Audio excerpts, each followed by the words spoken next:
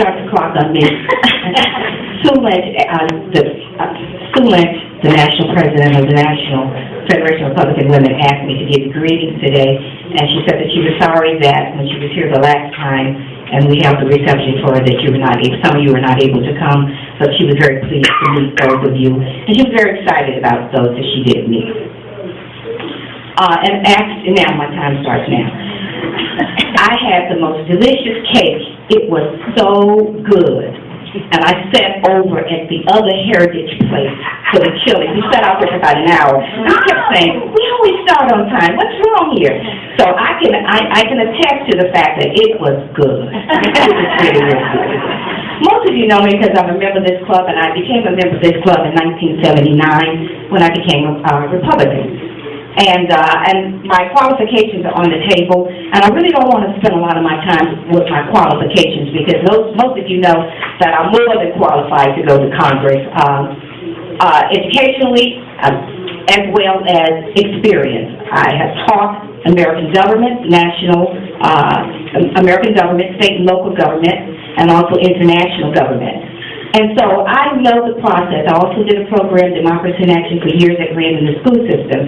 And we go on and on and on and on, and I head the National Republican African American Caucus. I have been an African American Republican for 32 years, and 25 of those years I have been in national leadership. I was the national chair for the National Black Republican Women, and from 1999 until now, national chair of the National Republican African American Caucus. And in fact, I'm on my way to Washington now, tomorrow for a national convention of some of the top leading women within the GOP, and I'm glad to be counted among those women. Condoleezza Rice, most of the congressional delegation, and also former secretaries of state. All of those women are going to be there to talk about and address issues that are relating to women. And we have grown to the point now where we realize that when you start looking at the numbers, there are 535 people in Congress. 100 of those in the Senate, 435 was in the House of Representatives. There are only 90 women. And let me just give you our stats. Of the 17 women that are in the Senate, we only have 4 Republican women. In the House, out of 73 women, we only have 24 Republican women. And as we all have said on the national scene, it's time for us to stop licking envelopes, making the telephone calls, and it's time for us to be in leadership. We serve our homes, our communities, and our parties. And when it comes to leadership, it seems that the men go and we stay at home. Something is wrong with that. And we need to bring a maternal spirit to America. We need to bring that left-right spirit to America, not just that left. And I'm not here to hammer on the men, but I'm here to say that we bring a perspective that is not like anything else. Most of us budget at home. We make sure that we have enough to take care of whatever we have to. We know how to take the grocery money and take part of it to have extra money for something else. We know how to make things work. And it's time for us to go to Washington and make some things work. We're in trouble in Washington. We're in much trouble. We're not accountable to anybody. We get people elected. They come here. They talk to us. They use us. Our services, we get out there. We make telephone calls. We do all those things. We don't find them until it's time to be elected. When it comes to issues, we don't even know what issues are going on in Congress. As your congresswoman, I can tell you this. I'm going to research every issue. I'm going to research it both pro and con. Why? Because I'm a research consultant. I'm a national and international research consultant. And I'm going to research those issues even in between.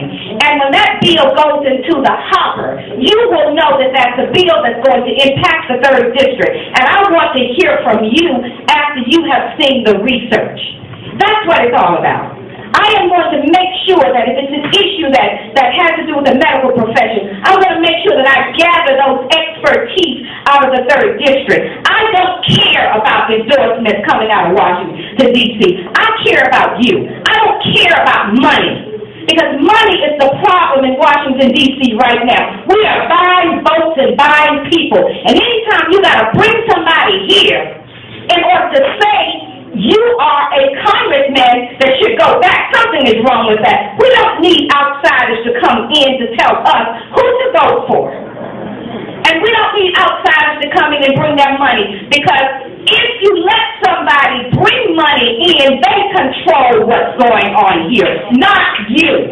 And it's time for us to understand that sometimes we act like we have our heads in the sand and we don't understand arithmetic. It's time to get on the ball and understand some things. We are hurting in America. America is not only going in the wrong direction, America is in the wrong direction. It is not going, she is there. Yes. And we got to have some turnaround. Accountability. People that are accountable. When people are elected to go to Congress, they are not your gods. They're your representatives. And you should be able to have access to them. Call them up. I'm going to make sure that I give you access to me. I will man my phones at least 4 hours out of every month so that people can talk to me. It'll be a 2-minute time span, but at least you'll be able to talk to me. And that's what we need. We need people who are down to earth that you can talk to. Our senior citizens are hurting. There are so many issues that are before Congress you don't even know anything about. How many of you know what's before Congress right now? You don't. And that's because we have not had responsible leadership in Congress. Keep you in the dark, go and vote the way that they want to, then come back and try to defend it. That's not representative government. I know because I teach the process. Democracy is about the people. This government is about the people. It was established by the people, for the people. You are the people, and you should be controlling government. I ask for your vote, not necessarily because I am a member of this club, and I'm a member of most of the women's clubs across the country. It gets to be pretty expensive. It really does. I'm not asking you for that.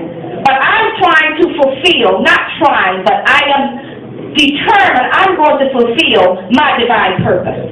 I'm not jumping up and down to go to Congress. This is a call on my life since age 16 that won't let me rest. And I've been laying before the Lord, and most of you know that are my Facebook friends, I went on a 40-day fast and prayer, and I'm just getting off of it.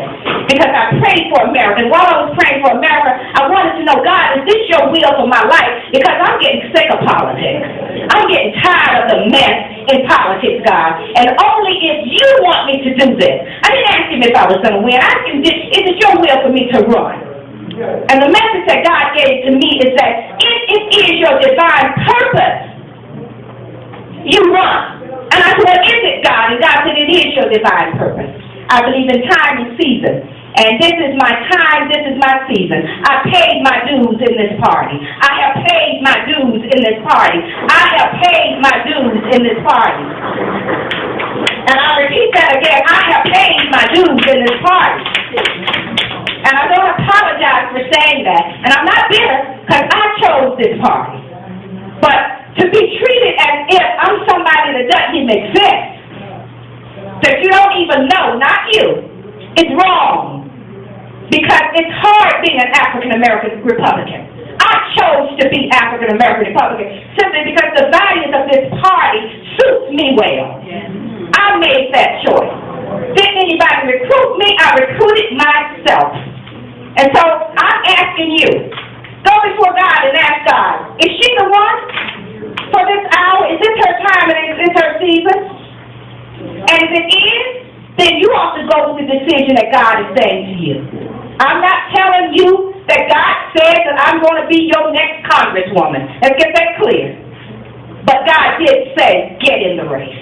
Because there's a need in this race for people who are here not about themselves, but about government and about the people. Thank you so much.